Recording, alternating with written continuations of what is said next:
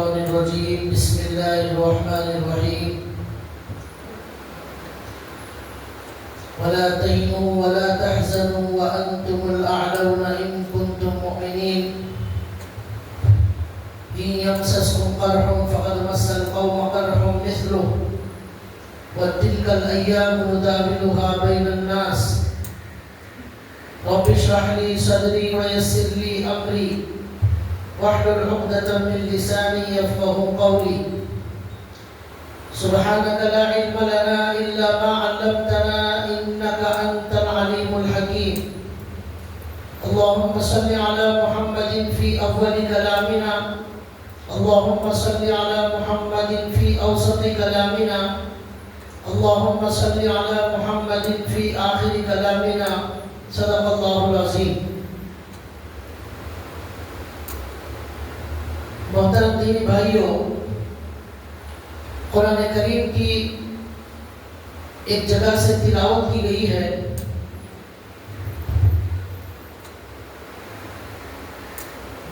بہت سارے مسلمان، ہمارے بہت سارے نوجوان زندگی میں بہت ساری پریشانیوں کا سامنا کرتے ہیں. دنیا میں آج ہر مسلمان پریشان نظر آ رہا ہے. کوئی اپنی یا اپنے گھر والوں کی بیماری کی وجہ سے پریشان ہے، کسی کے گھر میں کسی کے انتقال کی وجہ سے پریشانی ہے، کسی کی ماں فوت ہو گئی، کسی کا باپ فوت ہو گیا، کسی کا بچہ فوت ہو گیا، کسی کو روزی کا مسئلہ ہے، کاروبار کا مسئلہ ہے، اور یہ تو انفرادی پریشانیاں ہیں. اجتماعی پریشانیاں بھی ہیں. ساری امت مل کر کچھ پریشانیوں میں مبتلا ہے. کئی قسم سے مسلمانوں کو ڈرانے کی کوشش ہوتی ہے، مسلمانوں کے خلاف مختلف بل کو لایا جاتا ہے، کہ مسلمانوں کو مارنے کی خبریں آتی ہیں. اس طرح انفرادی اور اجتماعی طور پر ہر انسان آج دنیا میں کسی نہ کسی قسم کی پریشانی میں مبتلا ہے. میں نے سوچا کہ آپ کے سامنے قرآن اور حدیث کی روشنی میں یہ بتایا جائے کہ یہ پریشانیاں کیوں آتی ہیں، اس کا علاج کیا ہے. قرآن اور حدیث میں ہمارے لیے تسلی کا کیا سامان ہے. ظاہر بات ہے کہ قرآن سے زیادہ تسلی دینے والی بات ہمارے لیے اور کچھ نہیں ہو سکتی. اللہ سے بہتر ہماری تسلی کی بات کوئی کر نہیں سکتا. اللہ کے رسول سے بہتر ہمارے لیے تسلی کا سامان کوئی فراہم نہیں کر سکتا. تو اس لیے میں نے سوچا کہ قرآن اور حدیث کی روشنی میں جو باتیں ہماری تسلی کے لیے آئی ہیں ان کو آپ کے سامنے ترتیب سے بیان کیا جائے. سب سے پہلی بات جو آج مجھے آپ کے سامنے بتانا ہے، اللہ تعالیٰ نے قرآن کریم میں ایک جگہ فرمایا إِن يَمْسَسْكُمْ قَرْحٌ فَقَدْ مَسَّ الْقَوْمَ قَرْحٌ مِثْلُهُ وَتِلْكَ الْأَيَّامُ نُدَاوِلُهَا بَيْنَ النَّاسِ. دنیا کی تمام پریشانیاں، تمام مصیبتیں، چاہے وہ ہماری انفرادی ہو یا اجتماعی ہو، ساری مصیبتوں کا علاج اور اس کی وجہ اللہ تعالیٰ نے بہت ساری قرآن کریم میں بیان کی ہے. اس میں صرف آج ایک بات میں آپ کو بتاؤں گا. وہ اللہ نے یہاں پر فرمایا إِن يَمْسَسْكُمْ قَرْحٌ فَقَدْ مَسَّ الْقَوْمَ قَرْحٌ مِثْلُهُ. یہ آیت کب نازل ہوئی؟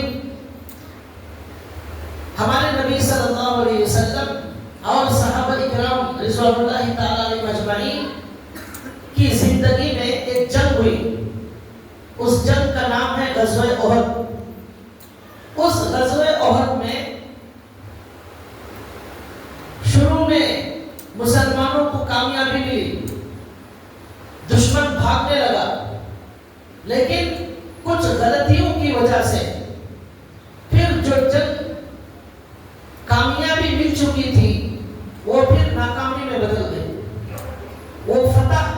شکست میں بدل گئی.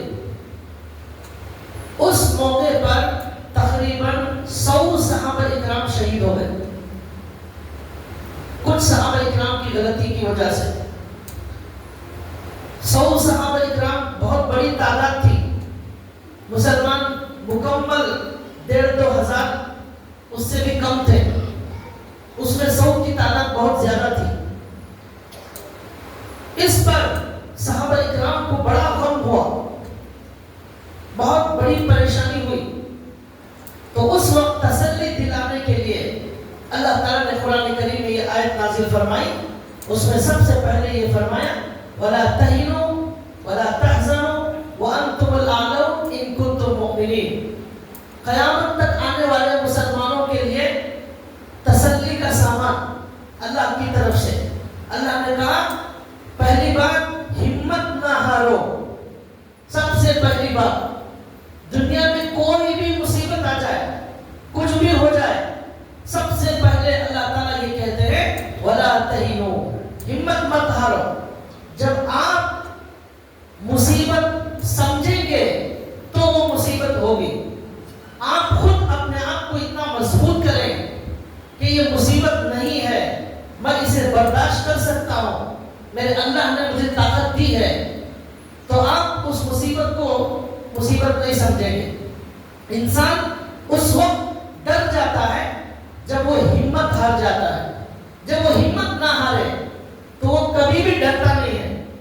تو اللہ نے اس کا یہاں پر حکم دیا کبھی بھی تمہاری زندگی میں کوئی بھی واقعہ پیش آ جائے تمہیں ہمت نہیں ہارنا ہے. وَلَا تَهِنُوا, اس کا مقابلہ کرنا ہے, اس کے ساتھ جینا ہے, اس مصیبت کے ساتھ اسے فیس کرنا ہے, اور اس کے لیے اللہ سے دعائیں مانگنا ہے.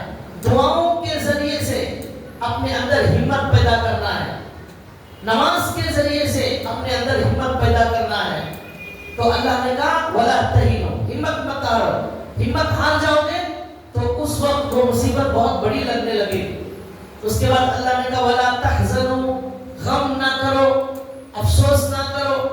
وَأَنْتُمُ الْأَعْلَوْنَ إِن كُنتُم مُؤْمِنِينَ. صحابہ کو تسلی دی کہ ہمت مت ہارو, یہ جنگ کوئی آخری جنگ نہیں ہے, یہ تمہاری چھوٹی سی ناکامی یہ ہمیشہ کی ناکامی نہیں ہے, اس کے بعد اور کامیابیاں بہت ہیں. اس چھوٹی سی ناکامی پر افسوس کرنا, غم کرنا, پریشان ہونا, رونا, یہ ایک مومن کی عادت نہیں ہوتی. اللہ نے کہا یہ ناکامی کوئی آخری ناکامی نہیں ہے, یہی ہمیشہ کی ناکامی نہیں ہے. آئندہ بہت ساری کامیابی ملنے والی ہے, بہت ساری خوشیاں ملنے والی ہیں. آج تمہارے 100 مرے ہیں, ان کے ہزاروں مرنے والے ہیں, لاکھوں مرنے والے ہیں. ایک جنگ میں عارضی ناکامی ہوئی ہے, بے شمار جنگوں میں کامیابی ملنے والی ہے. اس لیے ہمت مت ہارو. وَلَا تَحْزَنُوا, پھر جب آئندہ بہت ساری خوشیاں ملنے والی ہیں تو غم مت کرو. ایک ہی خوشی گئی ہے تمہارے سے, ابھی ہزاروں خوشیاں ملنے والی ہیں, اس لیے غم مت کرو. وَأَنْتُمُ الْأَعْلَوْنَ, اللہ نے کہا یاد رکھو اے مسلمانوں تم ہی سر بلند رہو گے, تم ہی سر بلند رہو گے, تم ہی کامیاب رہو گے, تمہاری ہی شان و شوکت ہوگی, تمہارا ہی سکہ چلے گا. ان کنتم مؤمنین, لیکن شرط یہ ہے کہ ایمان پر مضبوطی سے قائم رہو, ایمان پر مضبوطی سے قائم رہو. ایمان پر جمے رہیں گے تو پھر کامیابی ایک دن ہماری ہی ہے. ہر مصیبت کو پیچھے چھوڑ کر انسان آگے بڑھ جاتا ہے, لیکن اگر ایمان میں کمزوری, ایمان کے تقاضوں پر عمل نہیں کر رہا ہے, مضبوط ایمان نہیں ہے, اللہ سے رشتہ مضبوط نہیں ہے, وہ آدمی ڈر جاتا ہے, وہ آدمی ہمت ہار جاتا ہے. لیکن جس کا ایمان مضبوط ہو اور جس کا اللہ سے تعلق مضبوط ہو, وہ کبھی ہمت نہیں ہارتا, وہ کبھی غم نہیں کرتا, وہ مصیبتوں کا سامنا کرتا ہے, وہ آگے بڑھ کر مصیبتوں کی آنکھوں میں آنکھیں ڈال کر دیکھتا ہے, وہ اللہ کے سہارے جینا شروع کر دیتا ہے. وَأَنْتُمُ الْأَعْلَوْنَ إِن كُنتُم مُؤْمِنِينَ. مضبوط ایمان والے بن جاؤ, پھر دنیا تمہارا کچھ نہیں بگاڑ سکتی. ایمان مضبوط ہونا چاہیے. اب اس کے بعد اللہ تعالیٰ نے ایک آیت میں آگے ایک جملہ فرمایا، پریشان دنیا میں جتنے بھی ہیں ان کو قرآن اور حدیث کی روشنی میں بہت سارے ٹابلیٹ دیے گئے ہیں. ایک ٹابلیٹ بہت قیمتی ٹابلیٹ ہے. جیسے ہم ڈاکٹر کے پاس جاتے ہیں، پیٹ میں درد، سر میں درد، ٹانگوں میں درد اور بخار، تو ڈاکٹر صاحب کیا دیتے ہیں؟ ٹابلیٹ دیتے ہیں. وہ ٹابلیٹ کھاتے کیا ہوتا ہے؟ پیٹ میں درد ختم، بخار ختم، سر میں درد ختم. اس طرح قرآن کریم ہماری روحانی بیماریوں کا دواخانہ ہے. ہماری روحانی بیماریاں، ہمارے ایمان کی بیماریاں، باطنی بیماریاں، اس کا دواخانہ قرآن ہے. اس میں بہت سارے ٹابلیٹ ہیں. اس کی وجہ سے ہماری روح کو صحت ملے گی، ہمارے باطن کو خوشی ملے گی، سکون ملے گا. تو اس میں آج میں آپ کو ایک ٹابلیٹ قرآن کے اندر سے نکال کر دے رہا ہوں.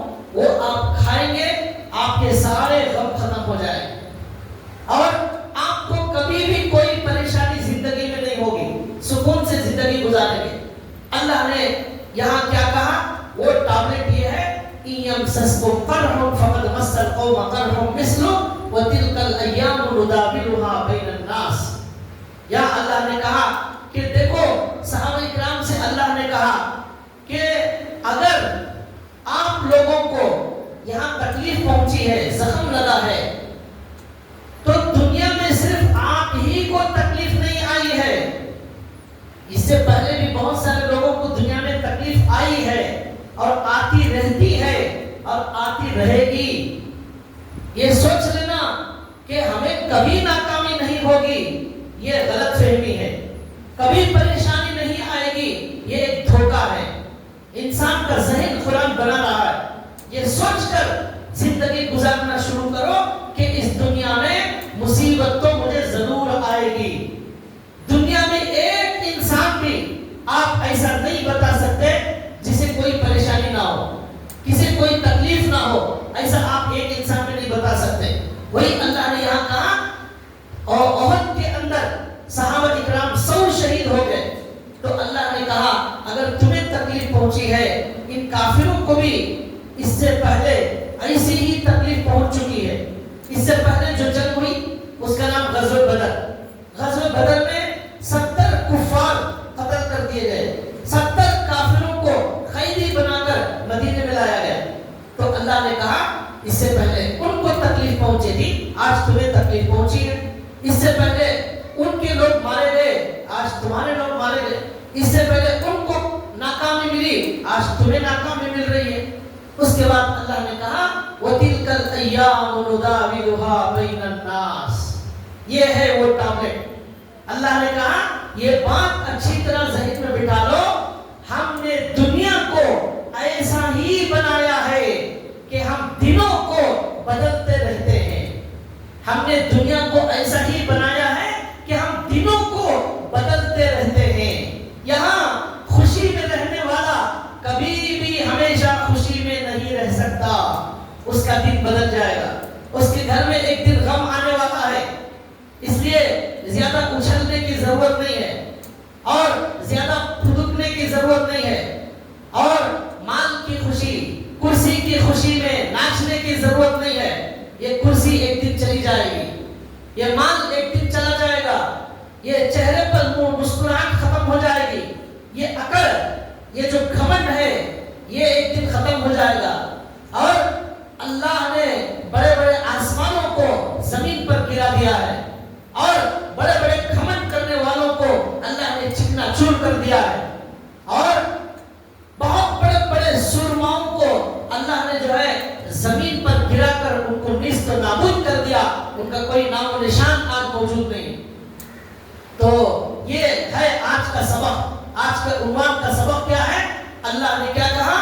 وَتِلْكَ الْأَيَّامُ نُدَاوِلُهَا بَيْنَ النَّاسِ. یہ دن دنیا میں عدلتے بدلتے رہیں گے. یہاں کسی کے بھی گھر میں ہمیشہ خوشی باقی نہیں رہے گی، کسی کے بھی گھر میں غم ہمیشہ باقی نہیں رہے گا. آج ان کے گھر میں شادی ہو رہی ہے، آج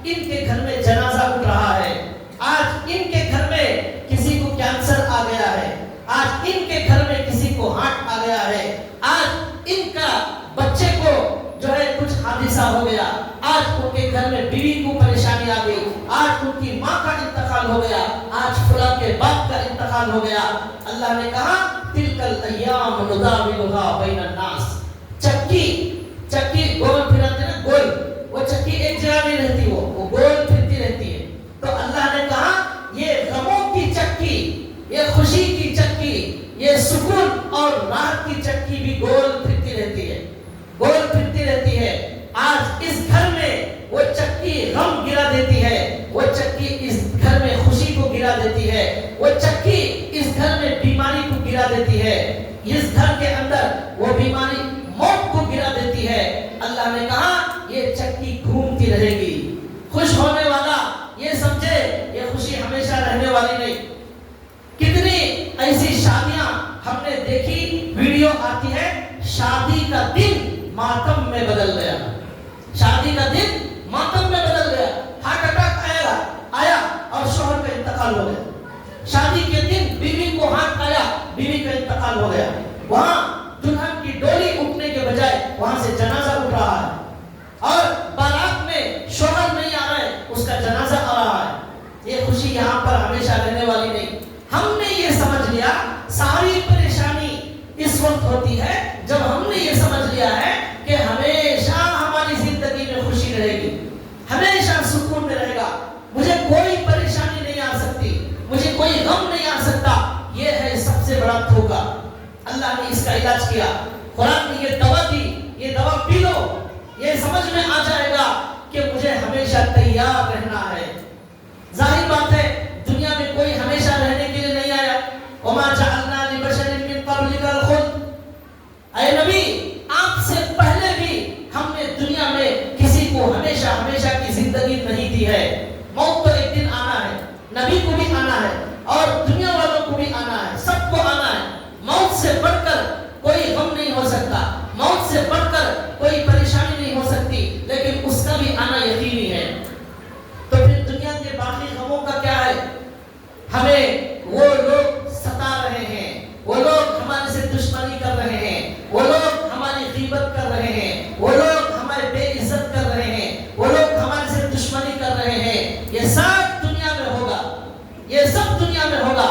اللہ نے قرآن کریم میں ایک جگہ فرمایا وَجَعَلْنَا بَعْضَكُمْ لِبَعْضٍ فِتْنَةً أَتَصْبِرُونَ وَكَانَ رَبُّكَ بَصِيرًا. دنیا میں اللہ کہتے ہیں ایک انسان کو ایک انسان کا دشمن بنایا جاتا ہے, ایک انسان کا دشمن بن جاتا ہے, اور اللہ تبارک و تعالیٰ ایک کے ذریعے دوسرے کو آزماتے ہیں. اس کے بعد اللہ کہتے ہیں اَتَصْبِرُونَ, کیا تم صبر کرنے تیار ہو, کیا تم صبر کرنے تیار ہو. وَكَانَ رَبُّكَ بَصِيرًا, تمہارا پروردگار دیکھ رہا ہے, تمہارا پروردگار سن رہا ہے. کون کیا کیا سازش کر رہا ہے, کون پیچھے غیبت کر رہا ہے, کون کیا کیا پلاننگ کر رہا ہے, کون کسے گرانے کی کوشش کر رہا ہے, کون کسے بدنام کرنے کی کوشش کر رہا ہے. اللہ کہتے ہیں وَكَانَ رَبُّكَ بَصِيرًا. یہ سب لوگ یہ سمجھ لیے ہیں کہ اللہ نہیں دیکھ رہا ہے. اللہ کہتے ہیں تمہارا پروردگار بہت اچھی طرح دیکھ رہا ہے اور نوٹ کر رہا ہے ایک ایک جملے کو. اگر تم صبر کرو گے تو تمہیں اس کے بدلے میں بہت بڑا صلہ ملنے والا ہے. تو اللہ نے کیا کہا کہ یہ دنیا کی تکلیفیں اور خوشیاں سارے گھروں میں گھومتی رہتی ہیں, کہیں بھی ایک جگہ یہ ٹکنے والی نہیں ہے. سب سے بڑی مثال صحابہ کرام کی زندگی کے اندر ہمیں نظر آتی ہے کہ ہمارے نبی صلی اللہ علیہ وسلم کی زندگی کو دیکھ لیجیے. ہمارے نبیوں کی زندگی کا اللہ نے قرآن کریم میں ذکر فرمایا ہے. ان سارے نبیوں کو کیسی تکلیف آئی. ہم یہ سمجھتے ہیں, ہم یہ چاہتے ہیں کہ ہمیں کوئی تکلیف نہ آئے, لیکن جب نبیوں کو بھی تکلیف آئی تو ہم کون سے نیک انسان ہیں کہ ہمیں تکلیف نہ آئے. جب ایسے نیک لوگوں کو تکلیف آ سکتی ہے, ہم جیسے گنہگاروں کو کیوں تکلیف نہیں آئے گی؟ ضرور آئے گی. یہ اللہ کا قانون ہے, یہ اللہ کا اٹل فیصلہ ہے, اس میں کوئی تبدیلی نہیں ہو سکتی. یہ سمجھ کر جینا ہے کہ میری زندگی میں حالات آئیں گے, میری زندگی میں مصیبتیں آئیں گی, بیماریاں آئیں گی, تکلیفیں آئیں گی, اور کچھ لوگوں کو تکلیف دینے کے لیے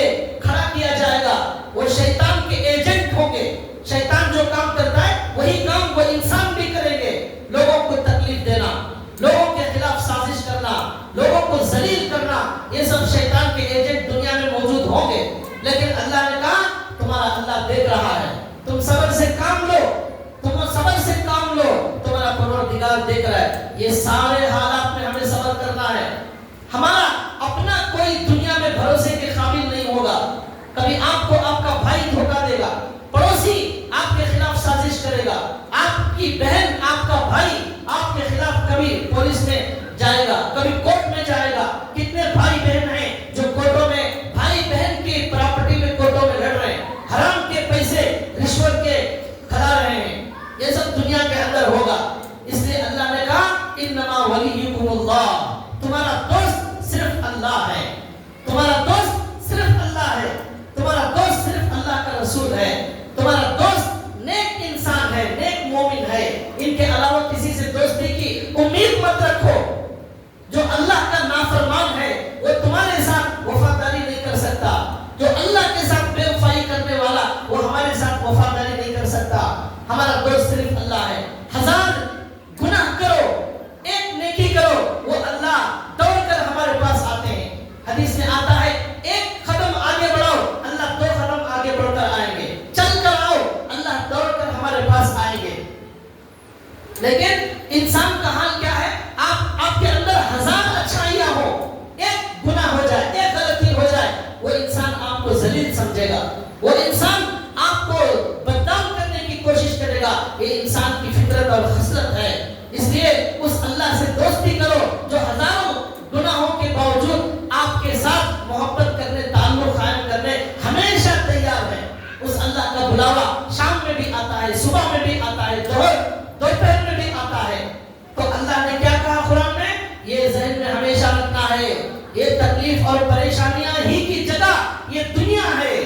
جنت میں جب پہلا قدم رکھیں گے کیا کہیں گے؟ الحمدللہ الذی اذھب عنا الحزن، تمام تعریف اس اللہ کے لیے ہے جس نے ہمارے سے غم کو دور کر دیا، ہمارے سے تکلیف کو دور کر دیا۔ معلوم ہوا تکلیف سے بچنا ہے تو آپ کو جنت میں جانا پڑے گا۔ دنیا میں جب تک ہے تکلیف رہے گی، ہر قسم کی مختلف تکلیفیں رہیں گی۔ اللہ نے کہا کہ جنت میں پہلا قدم رکھنے کے بعد جب تک آپ کو سکون اور چین کی سانس ملنے والی نہیں ہے۔ یہ اللہ نے صاف کہا، سکون کی جگہ جنت۔ اللہ نے 3 عالم بنائے، ایک جہنم، ایک جنت، ایک دنیا۔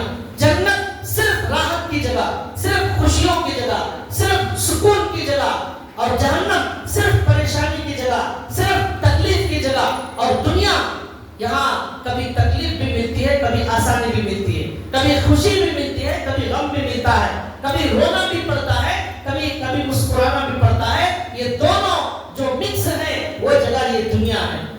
تو ہمیں یہ سمجھ میں آ گیا یہ دنیا اللہ نے ایسی ہی بنائی ہے۔ اور اللہ کے نبی نے کہا کہ جو جتنا زیادہ اچھا ہوگا، جتنا زیادہ نیک ہوگا، اسے دنیا میں اتنی زیادہ تکلیفیں آئیں گی۔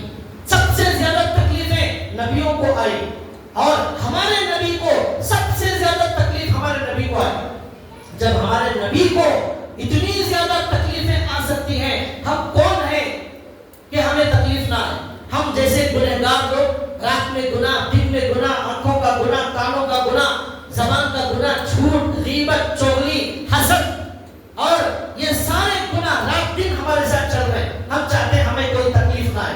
نبیوں کو تکلیف آئی۔ ابراہیم، حضرت ایوب علیہ السلام کا ذکر قرآن کریم میں موجود ہے۔ 18 سال تک بیمار ہو گئے، 18 سال، 8 گھنٹے بخار آ گئی تو ہم جو ہے زمین آسمان ایک کر دیتے ہیں، پریشانی میں ساری دنیا کو بتا دیتے ہیں۔ 18 سال تکلیف کے اندر مبتلا رہے، وہ بیماری ختم ہونے کا نام نہیں لے رہی تھی۔ اس کی وجہ سے ان کا سارا مال ختم ہو گیا، سارے خاندان والے دور ہو گئے، سارے اپنے سب چھوڑ کر چلے گئے ایوب علیہ السلام کو۔ 18 سال تک وہ صبر کرتے رہے اور اللہ سے دعا مانگتے رہے۔ اللہ نے 18 سال کے بعد ان کو شفا عطا فرمائی۔ ہمیں پوری ہماری زندگی میں اللہ تعالیٰ نے کتنی صحت دی ہے، کتنی شفا دی ہے۔ سال میں ہم 1 دن، 2 دن، 3 دن، 4 دن بیمار ہوتے ہیں، بس ان کو 18 سال تک بیماری نے نہیں چھوڑا۔ انہوں نے کیا کہا؟ ربی انی مسنی الضر وانت ارحم الراحمین، اللہ مجھے تکلیف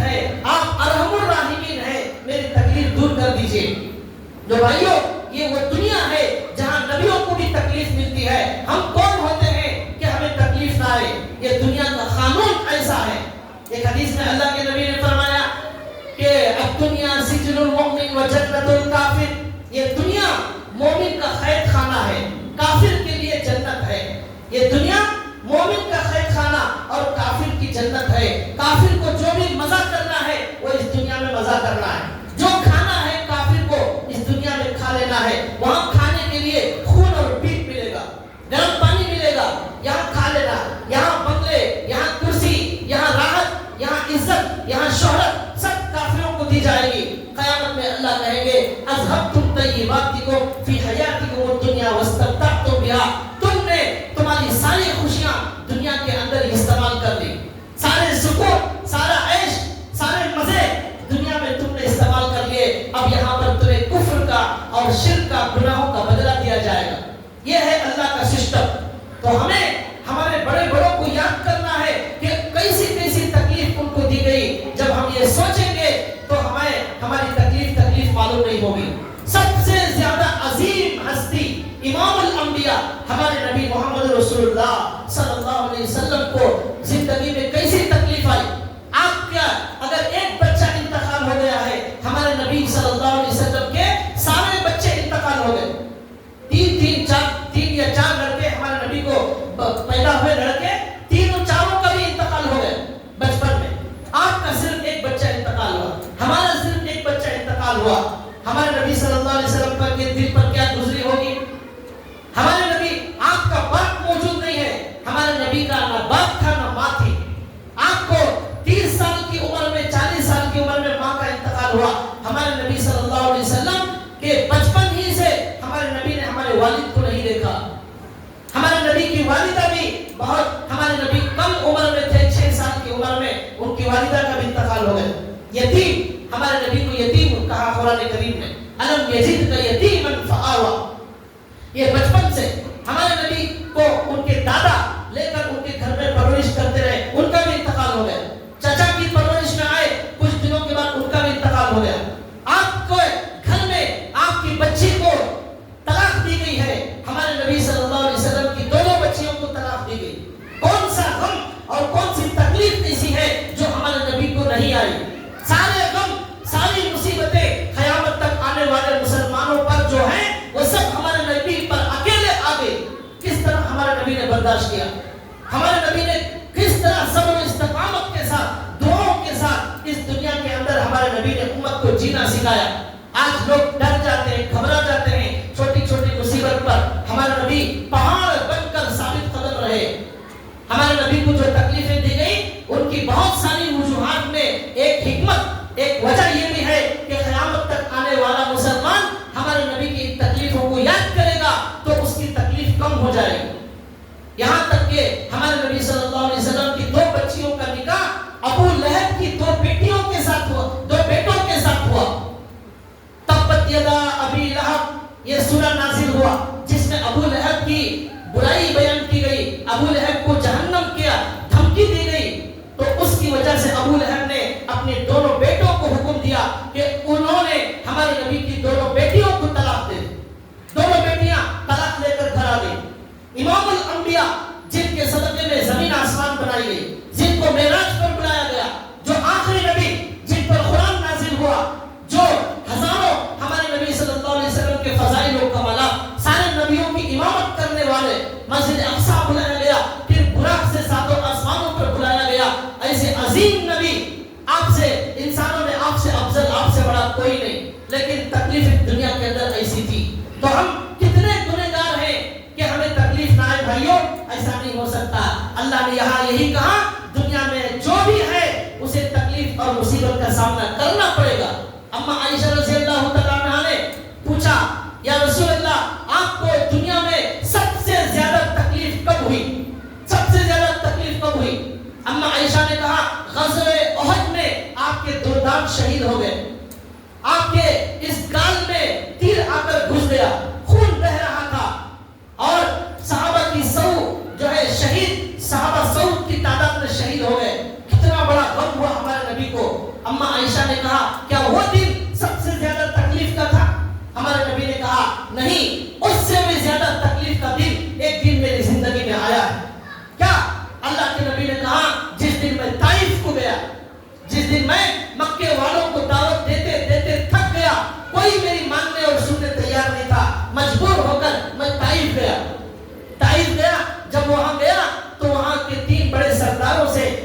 ملاقات کی اور اسلام کی دعوت دی. 8 دن میں وہاں طائف میں رہا.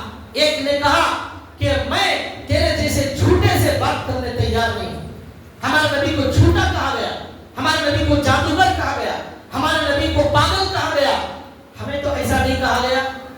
پھر ہم کیوں پریشان ہو جاتے ہیں؟ یہ سب دنیا کے اندر ہونے والا ہے, ہو سکتا ہے, ہوتا ہے, ہوتا رہے گا. اسی کے ساتھ زندگی گزارنا ہے. ہمارے نبی نے کہا عائشہ وہ دن میں زندگی میں نہیں بھول سکتا جب میں گیا. ایک نے کہا تیرے جیسے جھوٹے سے میں بات کرنے تیار نہیں.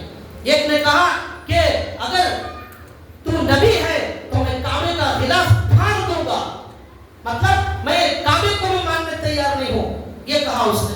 ہمارے نبی خاموشی سے آ گئے تو ان طائف کے لوگوں نے کچھ ہنڈوں کو, آوارہ نوجوانوں کو, شیطان قسم کے انسانوں کو بلا کر کہا کہ ان کو پتھر مارو اور ان کو بھگاؤ.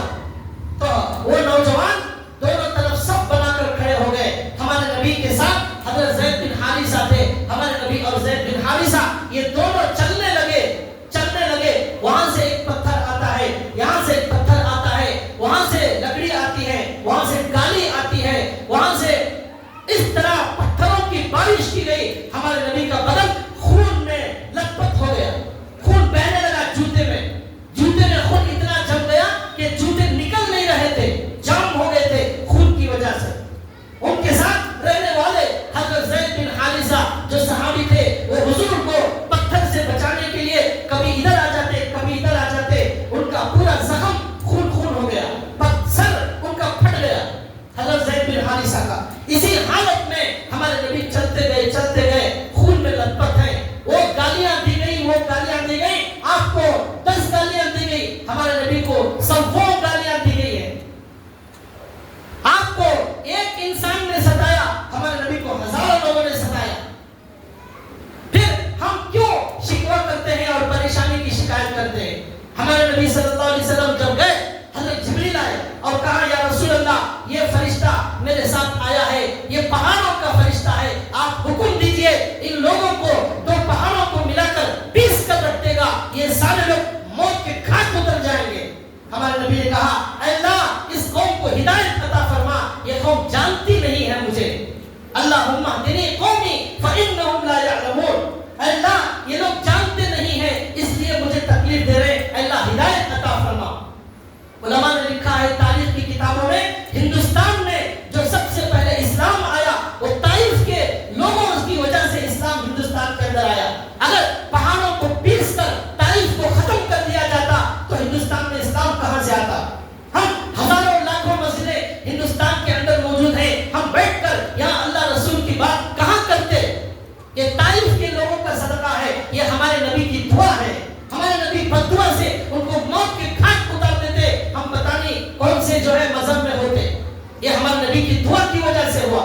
اب اللہ کے نبی کہتے ہیں میں اسی طرح پتھروں کی بارش, خون کی بارش میں چلتے چلتے, بھوک لگی ہوئی تھی, کھانا نہیں تھا کئی دن سے, جا کر ایک باغ نظر آیا, وہاں باغ میں بیٹھ گیا.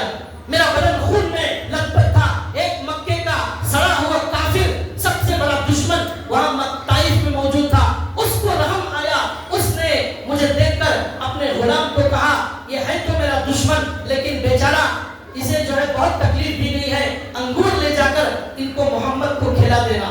عتبہ مکے کا بڑا کافر, اسے بھی رحم آ گیا, وہ لے جا کر انگور کا خوشہ ہمارے نبی کو پیش کرتا ہے. ہمارے نبی نے اس غلام کو دیکھ کر کہا کہ تم کون سے مذہب والے ہو؟ اس نے کہا عیسائی. تو ہمارے نبی نے کہا یونس علیہ السلام کو جانتے ہو؟ تو اس نے کہا آپ کیسے جانتے ہیں یونس علیہ السلام کو؟ ہمارے نبی نے کہا وہ میرے بھائی ہیں, میں بھی نبی ہوں وہ بھی نبی. وہ انگور لانے والا کلمہ پڑھ کر مسلمان ہو گیا. یہ ہمارے نبی صلی اللہ علیہ وسلم نے کہا عائشہ وہ دن میری زندگی میں سب سے بڑا مشکل دن تھا, بڑی تکلیف کا دن تھا. کوئی اللہ کے علاوہ میرا سہارا نہیں تھا, پوری طرح خون میں نہا چکا تھا صرف ایک اللہ کی دعوت دینے کے لیے. وہاں سے نکل کر جب میں اللہ کے نبی کہتے ہیں مکے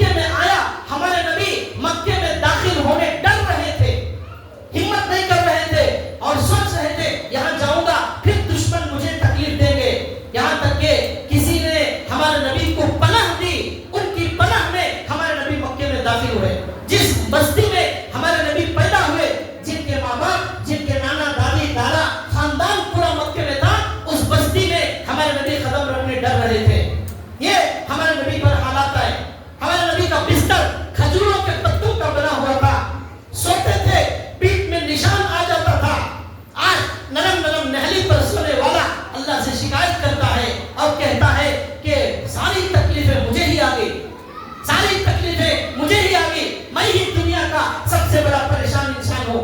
भाइयों 2-2 महीने हो जाते थे, हमारे नबी के घर में चूल्हा नहीं जलता था। 2 महीने हो गए चूल्हा नहीं जलता था, पूरी जिंदगी हो गई हमारे नबी ने कभी एक दिन पेट भरकर खाना नहीं खाया, कभी खाया जो है शुक्र किया, कभी नहीं खाया सब्र किया। कौन सी ऐसी मुसीबत है जो हमारे नबी पर नहीं आई? फिर भी हम शिकायत करते हैं हमारी परेशानियों का। किस मुंह से हम अल्लाह को बोलेंगे कि अल्लाह हम परेशान हैं? किस मुंह से बोलेंगे? हमारे नबी सल्लल्लाहु अलैहि वसल्लम सजदे में है, ऊंट की बोटी, ऊंट की ओजड़ी को लाकर हमारे नबी की पीठ पर डाल दिया गया, उठना मुश्किल हो गया, सारा बदन गंदगी में मुब्तला हो गया, कोई हटाने तैयार नहीं, सारे शैतान हंस रहे हैं, मजाक उड़ा रहे, हाँ कर रहे। अम्मा हजरत फातिमा ज़हरा रज़ी अल्लाह तआला अन्हा दौड़ते हुए आई और उन्होंने उस ऊंट की ओजड़ी को हटाया और कहा कि तुम्हारा बुरा हो, तुम सबसे अच्छे इंसान को सिर्फ एक अल्लाह की दावत देने की वजह से इस तरह सताते हो। हमारे नबी बाजार में जाते हैं, जो कहते हैं कुलू ला इलाहा इल्लल्लाह तुफ्लिहून, कलमा पढ़ो कामयाब हो जाओगे, कलमा पढ़ो कामयाब हो जाओगे। पीछे से अबू लहब आता है, पत्थर मारता है, हमारे नबी की एड़ी लहूलुहान हो गई और कहा ये आदमी पागल है, ये दीवाना है, ये जादूगर है, इसकी बात मत मानो। ये हमारे नबी के साथ, यहाँ तक के हमारे नबी सल्लल्लाहु अलैहि वसल्लम को उस बस्ती को छोड़ने पर मजबूर किया गया। वो बस्ती जहाँ हमारे नबी 50 पर 3 साल थे, वहां से निकलने पर मजबूर किया गया। आखिरकार हमारे नबी तंग आकर अबू बकर और सिद्दीक और तमाम मुसलमानों को लेकर मक्के से हमारे नबी ने मक्का खाली कर दिया और मदीने में चले गए। ये सहाबा अपने घरों को, अपने खेतों को, अपने बागों को, अपने पैसों को सब कुछ छोड़कर सिर्फ अल्लाह के लिए चले गए। क्या हमें ऐसी तकलीफ आई? क्या हमने कभी घर छोड़ना पड़ा, कभी हमें बस्ती छोड़ना पड़ा?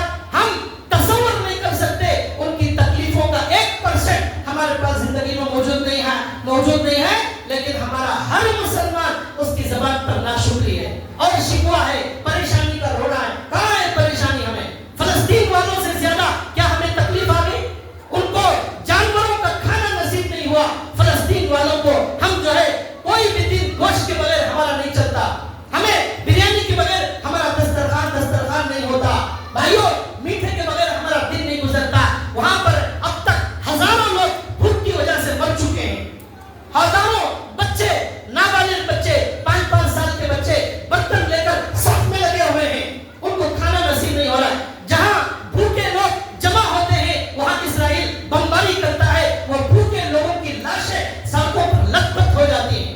कल ही एक देख रहा था, एक इंसान बर्तन लेकर खड़ा है, उस पर इस्राइली फौज ने गाड़ी चला दी, उसका सर का पूरा भेजा सब बाहर आ गया, सिर्फ चमड़ा रह गया।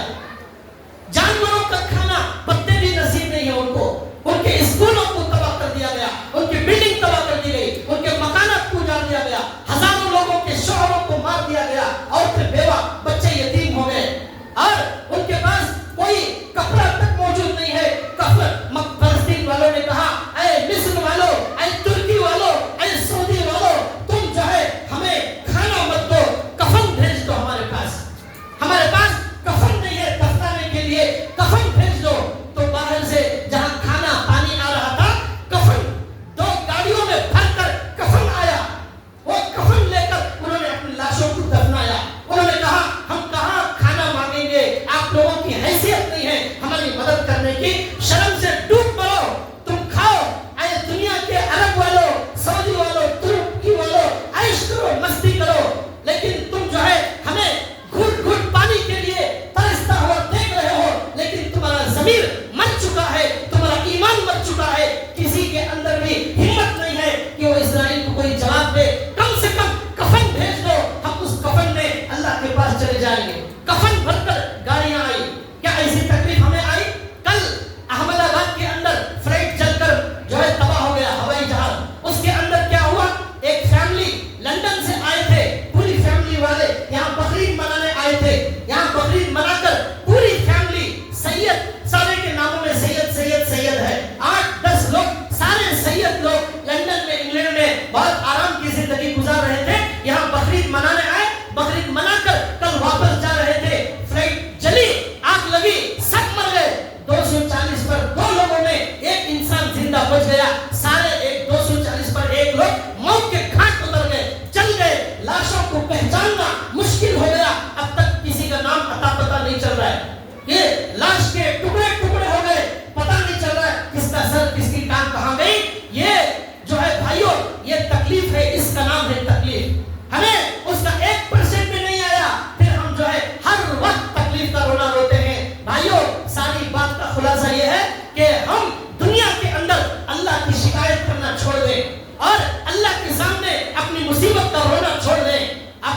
سامنے، اللہ کے سامنے ہر حال میں شکر ادا کریں. اللہ نے جس حال میں رکھا ہے میرے مالک کا کروڑوں درجے احسان ہے. میں تو اس قابل بھی نہیں تھا، میں تو بے نمازی، میری آنکھیں زنا کرتی ہیں، میرے کان روزانہ گناہ کرتے ہیں، میری زبان جھوٹ بولتی ہے، میں حرام کھاتا ہوں، میں دوسروں کی ٹانگ کھینچتا ہوں، دوسروں کو ذلیل کرتا ہوں، دوسرے کو بدنام کرنے کے لیے میں جو ہے غیبت کرتا ہوں. اس کے باوجود میرا اللہ مجھے کھانا دے رہا ہے، مجھے پانی دے رہا ہے، یہ ہاتھ دیا ہے، پیر دیا ہے، دماغ دیا ہے، ایمان دیا ہے، امت میں شامل کیا ہے. اللہ کا کتنا احسان ہے. بھائیو اس طرح شکر کی زندگی گزارو، شکوے کی زندگی ختم کرو. اس کے لیے آج پہلا سبق بتایا گیا ہے، وہ یہ ہے کہ ساری دنیا کے اندر ہر انسان کو تکلیف آتی ہے، ہر انسان کو پریشانی آتی ہے. یہ دنیا صبر کی جگہ ہے. اللہ ہمیں سنی ہوئی بات پر عمل کی توفیق عطا فرمائے. وآخر دعوانا ان الحمدللہ رب العالمین. آخر میں مسجد کے اخراجات کے